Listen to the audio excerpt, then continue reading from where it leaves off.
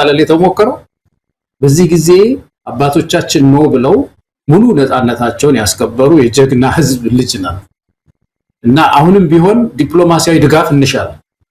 ይሄንን አምባገነን የሆነ መንግስት ለማስወገድ ኢትዮጵያ ውስጥ ዲሞክራሲ ልማት ለማምጣት ድጋፍ እንሻለን። ግን በልኩ የተከበበ በዓለም አቀፍ ህግ ውስጥ ያለ የዲፕሎማሲ ድጋፍ እንጂ ማንም መጥቶ ሊያስተዳድረን ማንም መጥቶ ሽግግር መንግስት ሊያቋቁምልን የውጭ ሀገር መንግስት ሊመጣ አንፈቅድም ኢትዮጵያው። ስለዚህ ኢሞሽናል ሳንሆን ራሳችንን ትግላችንን በማጠናከር ወደፊት መግፋት አለብን። ትራምፕ ሊያግዙን ከፈለጉ ፋኖን ይደግፉ። ኢትዮጵያ ውስጥ ያሉ ንቅናቄዎችን በሙሉ ይደግፉልን እና ከዛ በኋላ የሚመች ለዓለም አቀፍ ግንኙነታችን ላይ ጥሩ በተለይ በቀይ ባህር ላይ አካባቢ በዚህ በኤደን ባህር ሰላጤ አካባቢ አስተማማኝ የሆነ እንደ መልህቅ የሆነች ሀገር ለመገንባት ከፈለጉ ድጋፋቸውን በዛ መንገድ ማድረግ ይኖርባቸዋል የሚል ምንድነው አንደርስታንዲንግ ሊኖረን ይገባል የሚል እምነት አለኝ። እንደዚህ ጋምሳል ገለታው በርግጥ የህዝቡን ስሜት ለማንጸባረቅ ያህል ሰው ቢጨንቀው ቀደም ሲል አንተ እንዳልከው ነው ቢጨንቀው መላ ቢጠፋው ጊዜ ለኛም ይሄ በረከት ይድረስ ማለቱ ያው አንድ ሰው ሲጨንቀው የሚናገረውን ነገር በዛ ጫማ ውስጥ ሆነ ካላየው በስተቀር ፍርድ ልትሰጥ አትችልም። ግን ያልከው የሚያስማማ የሚገዛ ሐሳብ ነው። ሊያግዙ ይገባል። ማገዝ እንኳን ባይችሉ ያን አገዛዝ አለመርዳትም በራሱ የኢትዮጵያን ትግል ማገዝ ነው። አብይ አህመድ አፋኝ የሆኑ የተለያዩ ተቋማት አሉት። እነሱን ተቋማት አሜሪካ ማሽመድመድ ይችላሉ ባለመርዳት፣ ገንዘብ ባለመስጠት፣ የተለያዩ ድጋፎችን በመንፈግ የአብይ አህመድን የማፈናቀም ማዳከምና የኢትዮጵያ ሕዝብ ለሚያደርገው ትግል የበለጠ መንደርደሪያና ጉልበት የሚሰጥ እርምጃ መውሰድ ትችላለችና ከዛ አንፃር ያልከው ሐሳብ የሚገዛ የሚያስማማ ነው። በህዝቡ ዘንድ ደግሞ አሁን የቬንዙዌላኑን ተከትሎ እየተሰጠ ያለውን ማስተያየት ቢጨንቅ የተሰጠ ነው። መፍትሄ ቢያገኝም የሚጠላ አይደለም። በዛም ቢመጣ ለዋላዊነቱን ለጊዜው ኮምፕሮማይዝም አድርጎ አብይ አህመድ የሚሉትን እውነት ለመናገር በኢትዮጵያ ታሪክ ውስጥ እንደዚህ አይነት ግፈኛ እንደዚህ አይነት ጨካኝ አረመኔ አገዛዝ ተፈጥሮ አያውቅም። ሁሉም የየራሳቸው መልክና ገጽታ ይኖራቸዋል። እንደዚህ ግን አገር አጥፊ ትውልድ አጥፊ የኢትዮጵያን ተስፋ ያጨለመ ሰው ኢትዮጵያ ምድር ላይ ተፈጥሮ አያውቅም። ይህን ሰው በየትኛውም አማራጭ መገላገል ለኢትዮጵያ ህዝብ በአሁኑ ሰዓት ምርጫ ላይ ሌለው ህዝብ እንደው ዝም ብሎ የቅንጦት ያለ የሚታይ ነው። አይ በዚህ መልኩ አብይ ቢጠፋ አይ በዚህ መልኩ ቢወገድልን ብሎ ምርጫ ውስጥ ሊገባም ይችላል። በተገኘው አጋጣሚ ይህን ሰው መገላገል ከምንም በላይ የኢትዮጵያ ህዝብ የሚመርጠው ጉዳይ እንደሆነ ነው የማምነውና አስተያየቱንም በዚህ መልኩ ወስደነው ወደሚቀጥለው አጀንዳ እንለፍ። ሰሞኑን ፋኖ በርካታ ድሎችን አግኝቷል።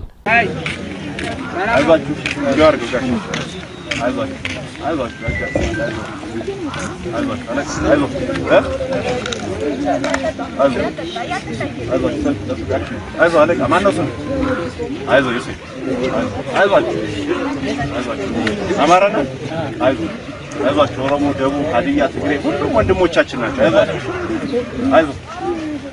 ተሳከማለህ። አይዞሽ እንግዲህ ገለታው በዚህ መልኩ ፋኖች ከፍተኛ ድሎችን አስመዝግበዋል። ይሄ እንግዲህ አንድ ቦታ ነው ስናን ጎጃም ውስጥ የተደረገ ወታደራዊ ድል ነው። በርካታ ወታደሮች ተማርከዋል። በ3 ቀን በተካሄደው ውጊያ ከ450 በላይ ነው የአገዛዙ ሰራዊት ከጥቅም ውጭ ወጣው።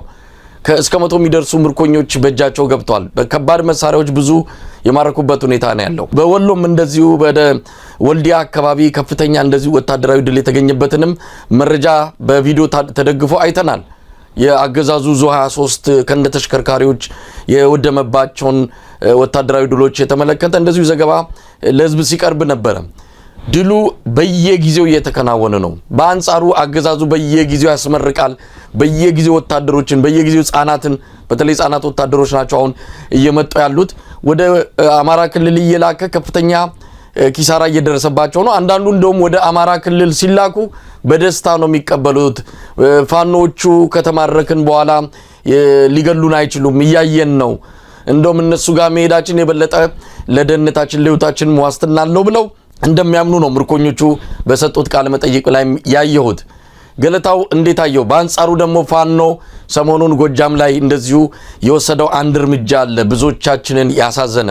እኛም እናውቀው ፋኖ ቀደም ሲል በቪዲዮ ያየነው ፋኖ ነው። ነገር ግን ሰሞኑን በ3 ሴቶች ላይ የተወሰደው እርምጃ ሊወገዝ የሚገባው ነው። ሁለቱንም ሐሳቦች እናነሳለን። ድሉን በዚህ በኩል እንዲሁ አንዳንድ የተፈጸሙ ነውሮችን ደግሞ በአንድ በኩል አንስተን ሐሳብ እንሰጥበታለን። ገልታ ወደ አንተ ልምጣ። አመሰግናለሁ መሳይ። የዚህ የፋኖ እንቅስቃሴ እንግዲህ አንዱ ትልቁ ግብ በተለይ በክልሉ በአማራ ክልል ውስጥ ክልሉን አልገዛም እንዲል ማድረግ ተችሏል።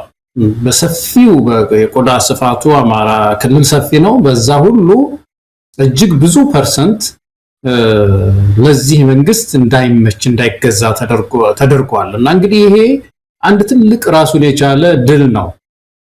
ግን እስከመቼ ነው በዚህ የሚቀጥለው ነው አሁን የፋኖ ትልቁ ጥያቄው መሆን ያለበት። ከዚህ በኋላስ ምንድነው የማጥቃት እንቅስቃሴ ወደዛ ኦፕሬሽን ውስጥ እንዴት ነው የምንገባው የሚለው ነገር አይ ቲንክ ትልቅ ጥያቄ ሆኖ የወጣ ይመስለኛል እና በየቦታው የሚመዘገበው ድል ግን ያው ተመዝግቧል ማለት ነው። ብዙ አማሮችም ተደንቀውበታል።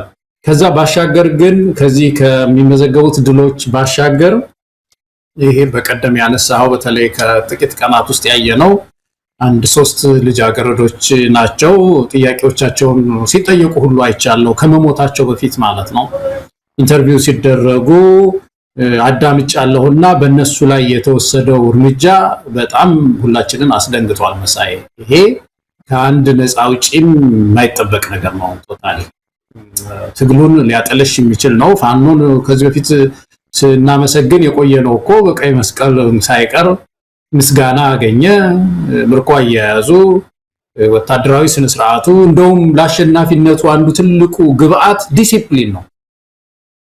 ፋኖ በዲሲፕሊን ነው ያሸነፈው። ከፍተኛ ዲሲፕሊን ስላደረገ መንግስትን አብረከረከው። ይሄ ዲሲፕሊን የጎደለውን መንግስት በስነ ስርዓት አሸነፈው እያልን ነበር የነበረውና ይሄ በጣም በጣም መስተካከል ያለበት ነው። እኔ እንደው የኢትዮጵያን የአማራን ህዝብ ይቅርታ መጠየቅ የሚገባ ይመስለኛል። የልጆቹን ቃለ መጠይቅ ሳይ አንዷ ለምሳሌ ተመልከት። አንዷ የመስማት የተሳናት እህት ናት። ተመልከት፣ መስማት የተሳነው ሰው እንዴት ሰላይ ይሆናል? እንደውም ጆሮ ተፈትሾ በጣም ስል የሆነ ጆሮ ያለው መሆን የለበትም እንዴ? የሚናገሩትን የሚያዳምጥ ቀስ ብሎ እንደው ከዛም ከዚህም ጮሌ የሆነ በደንብ ስማርት የሆነ ሰው ነው እኮ ሰላይ የሚደረገው። ማትሰማ ሴት በጮሆ ሲነገር ብቻ የምትሰማ ኢንተርቪው ስትደረግ መናገር ስላልቻለች ከጎኗ ያለችው ናት ላውድ ስፒከር ላይ ስልክ ሆኖ ነው የምትሰማው ማለት። እንደዚህ አይነት ሰው ሰላይ ይሆናል? አሁን ይሄን ማንም ሰው ይገምታል። እቺ ሰው መረሸን አለባት መሳይ። የአብይ አህመድ እኮ ሊያደርግ ይችላል እኮ ሆን ብሎ ሊልካት ይችላል። የዚህ አማራ ናረጋ ከበደ እኮ ሊልኳት ይችላል ሆን ብሎ ይቺ እንዳለ ያስመጡ ማለት። ማነው ይሄንን ማገናዘብ የለበትም ወይ? እንዴት ይሄ እንዴት እንደዚህ አይነት ነገር ተፈጸመ የሚለው ነገር እኔ ለማመን ሁሉ በጣም ነው የከበደኝ። ሌሎችም ቢሆኑ ይሄን ያህል የመሰለ ነገር የሚታይባቸው የስለላ ሰውም አይነት አይደሉም፣ ቀን ሰራተኞች ምናምን ናቸው። እና ይሄንን ተረድቶ ፋኖ እንዴት ሊጠቀምባቸው እንደመጣ አንድ እሱ ነው። ሁለተኛ ስማርት መሆንም ያስፈልጋል። እነዚህ ልጆች መረጃ የሚያቀብሉ ከሆነ እኮ ውስጥ ለውስጥ ይዞ እኮ የተሳሳተ መረጃ እየሰጡ እንዲቆዩ በማድረግ እኮ ፋኖ ሌላ ሊጠቀምበት የሚችልበት መንገድ መዘርጋት ተገቢ ነበርና ይሄንን ሳይ አዝኛለሁኝ መሳይ። መለመድ የለበትም ከአንድ ነፃ አውጪ የሚጠበቅ ነገር መፈጸም አለበት የሚል ነገር ነው የተረዳሁት መሳይ ነው። የተፈጸመው ነገር በእውነት ሰሞኑን ቆም ብለን እንድናስብ ምንድነው እየተደረገ ያለው? እኛ እኮ እንትግል ፊት ለፊት ወተን ስንደግፈው ምንም አይነት ማመንታት ሳይኖረን የፋኖ ትግል አይደለም አማራን ለኢትዮጵያ መመኪያ ይሆናል የኢትዮጵያንም ነፃ ያወጣል ብለን በሙሉ ጊዜያችንና ጉልበታችን ስንደግፈው ከምንም በላይ ቀደም ሲል ያልከው ነው ዲሲፕሊን፣ ከምንም በላይ አላማ። ይሄ ለአማራ ህዝብ ከዚህም ከዛም ተጠራርቶ ድርጅት ሳይመሰርት እልህና ወኔ የሀገር ፍቅር የወገን ፍቅር ይዞት ወደ ዱር በገደሉ የሚንከራተተው የፋኖ ታጋይ እንደኛ ከሩቅ ሆነን ካላገዝ ነው ኃላፊነትም ስላለብን በሚል ነው እንግዲህ ላለፉት 2 ዓመታት ተኩል ከዚህ ትግል ጎን የምንችለውን እያደረግን ያለ ነው። እንዲህ አይነት ነገር ሲፈጸም ደግሞ የለም ተገቢ አይደለም። አብይ ላይ ወንጀል ሆኖ ፋኖ ላይ ጽድቅ የሚሆንበት ምንም ምክንያት የለም። አብይን የምናወግዘው ሰላማዊ ሰዎችን አትግደል ነው። እኛ እኮ ፋኖች ላይ እርምጃ ሲወስድ አንድም ቀን ድምጻችንን ለምን ፋኖችን ገደልክ አላልነውም። ምክንያቱም ጦርነት ውስጥ ናቸው የገቡትም ሊዋጉ ሊሞቱ ሊገሉ ነውና እዛ ውስጥ ገብተን ለምን ፋኖች ተገደሉ አንልም። ሰላማዊ ሰው ጥይት ማነው ጠመንጃ ያላዘን ሰው በማንኛውም መልኩ የመንግስትም ይሁን የምንም ይሁን ሰላማዊ እስከሆነ ድረስ መገደል የለበትም። ህግና ስርዓት ምናልባት ፋኖች የራሳቸው አድርገው በዛ መልኩ ማየት ሲገባቸው ጥይት ተኩሰው መግደል ግን ከምንም በላይ ከአብይ አህመድ ድርጊት የሚተናነስ አይደለም። ማውገዝ ካለብን ያንንም ማውገዝ አለብን በሚል ነው እንግዲህ የፋኖ መሪዎችንም አነጋግረናል። ጉዳዩን በተመለከተ ለቢቢሲ መግለጫ የሰጠውን አስረስ ማረንም እንደዚሁ በተደጋጋሚ ለማግኘት እየሞከርን ነው። በእርግጥ እንደዚህ የተደረገውን ነገር ምክንያታዊ ነው፣ በትክክል በደንባችን በመመሪያችን በኩል ያለውን ነው ተግባራዊ ያደረግነው የሚለው ከምን የመነጨ እንደሆነ በጣም ግራ እስኪገባኝ ድረስ ነው። ካለኝ ቅርበትም አንፃር በዛ ደረጃ ሊገለጽ የሚገባው አይደለም። እንደሰማሁትም ከሆነ ትክክለኛውም ነገር እንደሰማሁት ከሆነ ይህንን ድርጊት እንኳን አይደለም የእዙ አመራሮች የአማራ ፋኖ ብሔራዊ ኃይል ምዕራብ አማራ ቀጠና ቴዎድሮስ እዝ እነሱ የእዙ አመራሮች ይቅሩና በዛ በአቅራቢያ ያለው ኮሩ እንኳን አያውቁም ማን እንደወሰደ ምን እንደተደረገ። ለምን ያንን መከላከል እንዳስፈለገ እናስረስ ምናልባት ነገ ከነገ ወዲያ ሊነግሩን ይችላሉ። እዙ ማያውቀው ኮሩ ማያውቀው እዛው ቀጠና ይሄ ድርጊት የተፈጸመበት ቀጠና ያለ አንድ የፋኖ አመራር የሰጠው ትዕዛዝና ያደረገው ነገር እንዳለ የፋኖን ገጽታ እንደሚያበላሽ እያወቁት እና አስረስ ወጥተው ድርጊቱን ተገቢ ነው ማለታቸው በእውነት በጣም የሚያሳዝን ነው። እንዳልከውም ቤተሰቦቻቸው የሚካሱበት የአማራ ሕዝብ ይቅርታ የሚጠይቅበት የኢትዮጵያ ሕዝብም ይቅርታ የሚጠይቅበት ጨዋ የሆነ መንገድ ከነ አስረስ እንጠብቃለን። ይሄ በምንም መልኩ ምክንያታዊ ሊሆን አይችልም። በምንም መልኩ እና አብይን የምንቃወመውና የምንታገለው እንዲህ አይነቱን ነገር ስለሚፈጽሙ ነው። ስለዚህ ፋኖች ይሄ ነገር በስተት ተፈጽሞ ከሆነ ከነሱ ቅና ተፈጽሞ ከሆነ በውስጣዊ እንትናቸው አይተው እርምጃ መውሰድ ይገባቸዋል። ከዛ ያለፈ ነገር ከሆነ እውነት ለመናገር ይሄን ትግል እንዴት አድርገን ነው ልደግፍ የምችለው? ምንስ ሞራል ይኖርሃል? ሴቶች እንዲህ የተገደሉ ምንም ይሁኑ ሰላይም ይሁኑ ምንም ይሁኑ የሚወሰድ እርምጃ አለ። እንደው መጀመሪያ አካባቢ የሰማነው ታስረዋል በቁጥጥር ስር ተደርጓል የሚል ነበር። እንደዚህ አይነት እርምጃ ሊወሰድ የሚያስችል ምንም አይነት ምድራዊ ምክንያት የለም። በዚህ መልኩ የፋኖ ትግል ግቡን አይመታም። ወደ ቀደመው ተግባራችሁ ተመለሱ ነው። አይስ የተሰራው በዚህ አይነት መልኩ ነው፣ ስተት ነው።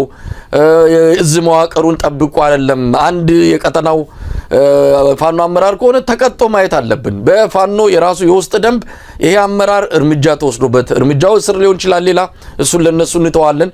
ግን የሆነ የፍትህ የህግ ጉዳይ በፋኖችም ከወዲሁ መታየት አለበት። አለበለዚያ ትግሉ ገና ውጤት ሳያገኝ ህዝብ የሚደነግጥበትና የሚበረግግ ከሆነ ፋኖች ከወዲሁ ሊያስቡ ይገባል የሚል ነው ገለታው። አዎ ከዚህ በፊት እኮ ሰላዮች ይዘው አይተናል እኮ ፋኖ። አስታውሳለሁ ጎጃም ውስጥ አንዲት ሴት ተይዛ ስትሰልል ተያዘች ተብሎ ቃለ መጠይቅ ሲደረግባት እንደነበረ ዩቲዩብ ላይ አይቻለሁኝ።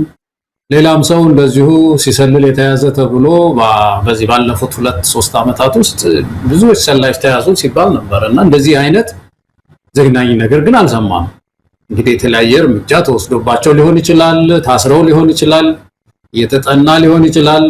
እንደዚህ ምንም የማትሰማ ሴት መሳይ ማትሰማ ሴት ሆን ብሎ ወስደው ሻይ ነበር የምትሸጥ ሻይ ቤት ሻጭ ናት። እነዚህ ሊጠቀሙባት ሲሞክሩ ፋኖ ነው ሊጠብቅ ሊከላከል የሚገባው የነበረውና የአማራ ሕዝብ ስንት ሰይፍ ላይ ይቀመጥ። በዚህም ስጋት የሚሆን ከሆነ ይሄ ጉዳይ ሃይ መባል አለበት፣ መታረቅ አለበት። ነፃ አውጪ ሁሉ ጊዜ መስተካከል አለበት። አንዳንዴ መስመር ሲስት እየተገሰጸ እያረመ ራሱን ዲሞክራሲያዊ የሆነ ተስፋ የሆነ ለኢትዮጵያ ሕዝብ ለአማራ ሕዝብ ተስፋ የሆነ መሄድ አለበት እንጂ ከአማራ እሴትም ውጭ ነው።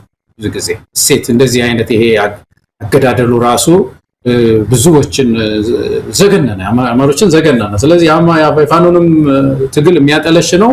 እንዳልከው እርምጃ መወሰድ ይኖርበታል። ሁላችን ድጋፍ የምንሰጠው ተስፋ ይሆን እንደሆነ በሚል ነው እና እንደዚህ አይነት ከባድ ስህተቶች ሲኖሩ ደግሞ ቅድም ያልከው ጥሩ ነገር ነው ያስቀመጥከው መሳይ። ብልጽግና ሲያደርገው ኩነኔ ፋኖ ሲያደርገው ጽድቅ ሊሆን አይችልም። ኩነኔ ሁሉ ጊዜ ማንም ያርገው ማንም ኩነኔ ነው። ሰብአዊ መብት መከበር መቻል አለበት የሚለውን እንደውንም ደግፋለሁ መሳይ።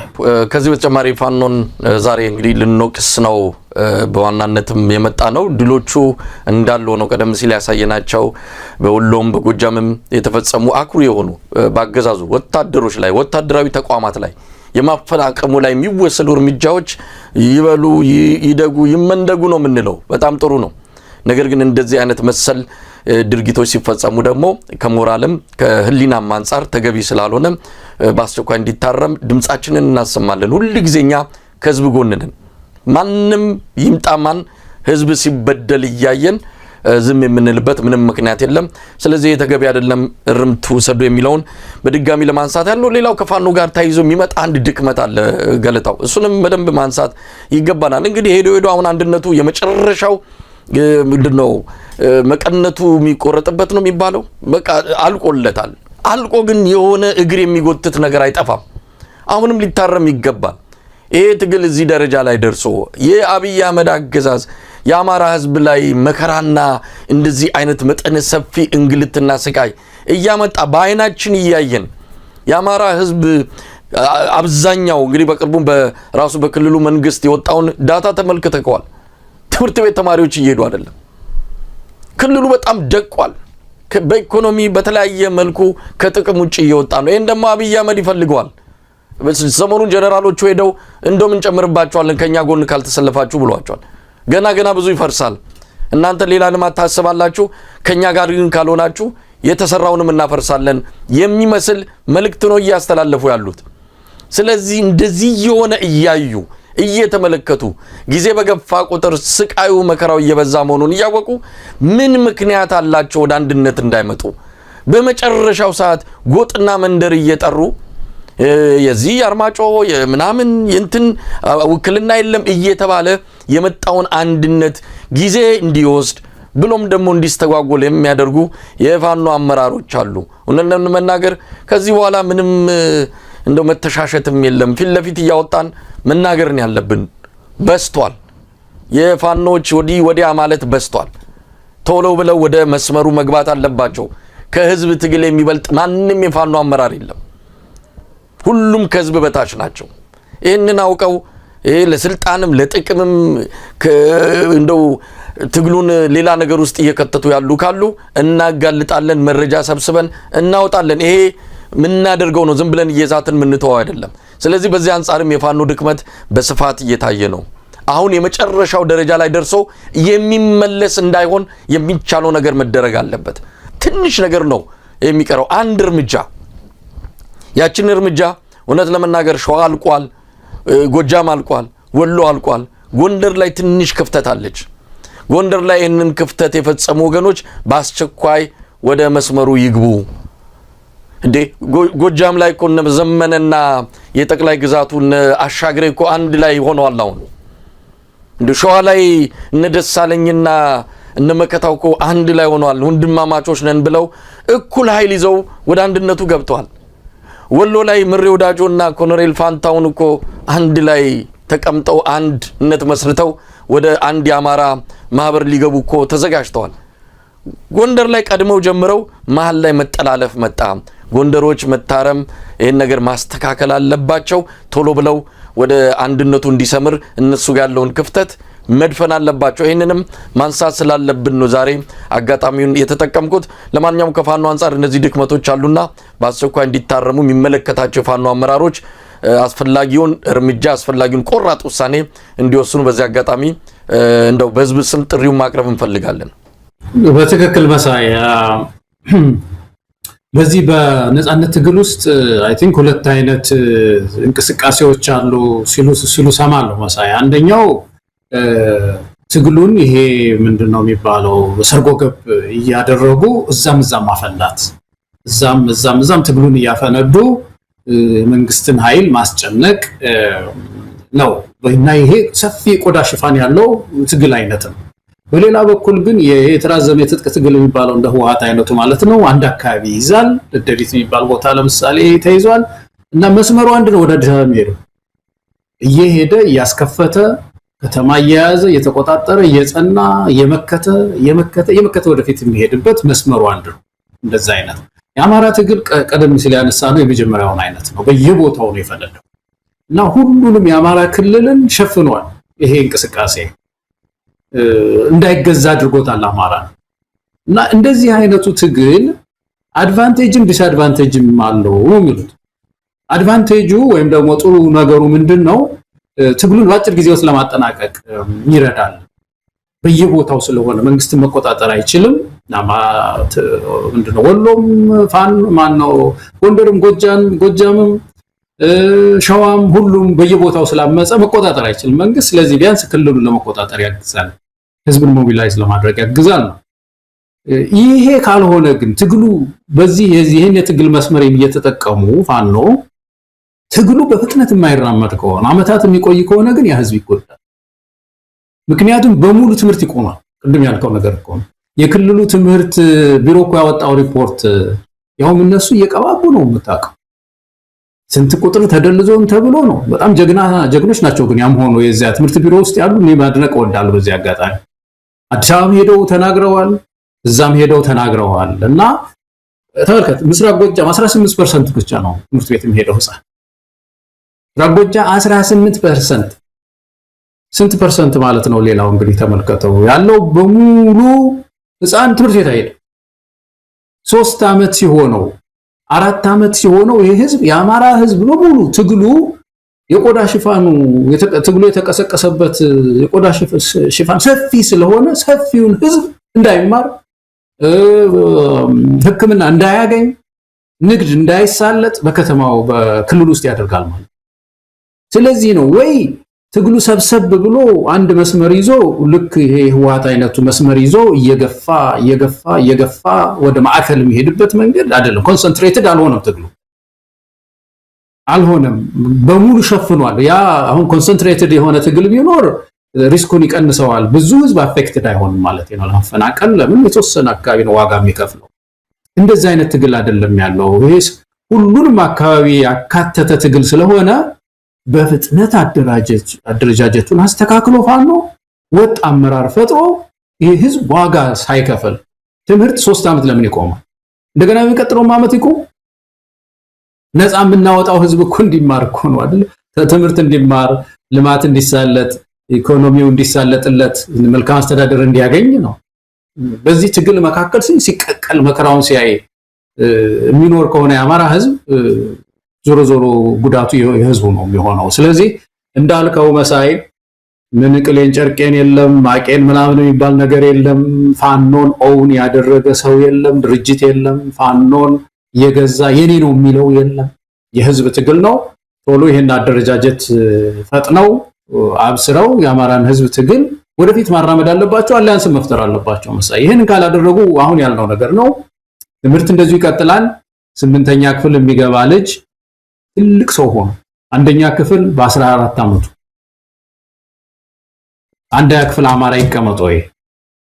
የአማራ ልጆች ትምህርት አልተማሩም ማለት ነጋቸው ፊውቸራቸው ተበላሸ ማለት ነው። ስለዚህ ፋኖ ይሄንን አገናዝቦ የትግሉ ባህሪ ሰፊ ስለሆነ ቆዳውን የአማራን ቆዳ ሽፋን በሙሉ ስለሸፈነ የቀረው ያደረጃጀት ጉዳይ ስለሆነ ትግሉን ወደ ፍጻሜ ለማምጣት እኔ ቶሎ በፍጥነት ይሄንን ማድረግ አለባቸው። ህዝቡን መግፋት አለበት። ሚዲያውም አሁን አንከር ሚዲያም የጀመረውን ይሄንን የሰላ ትችት በጣም የሚያስፈልግ ይመስለኛል። መሳይ መድኃኒት ነው።